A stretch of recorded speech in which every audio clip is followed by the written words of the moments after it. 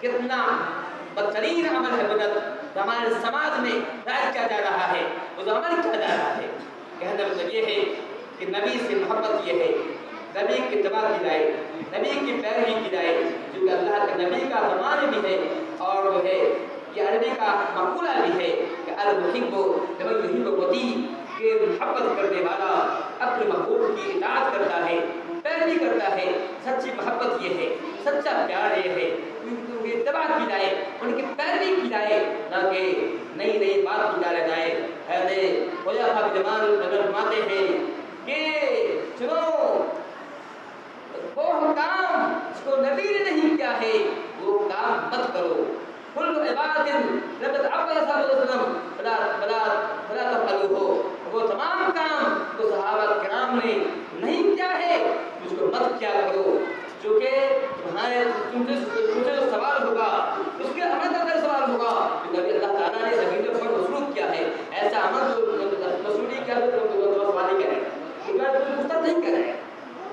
تو کہنے مطلب یہ ہے آج جو بدعات اور برباد والا ہو رہے ہیں یہ غلط ہے۔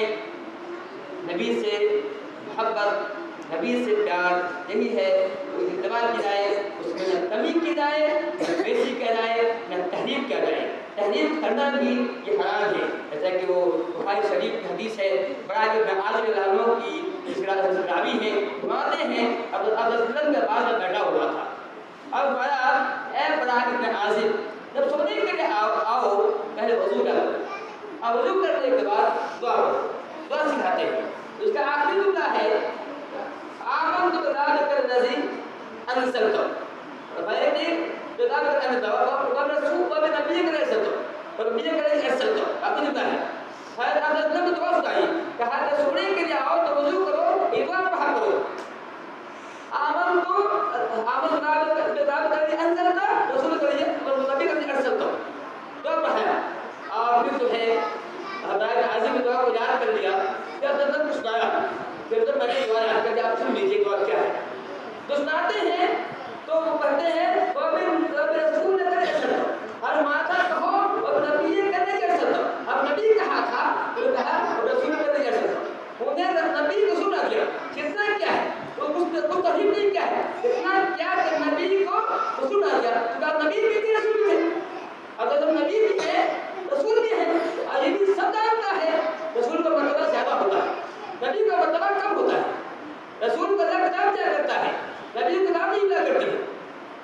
نبی کو کتاب نہیں ملتی ہے کہ نبی جو ہوتا ہے پہلے انبیاء کی کتاب کی باتوں کو تشریح کرتا ہے، اس کو رواج دیتا ہے، اس کو نافذ کرتا ہے۔ رسول کو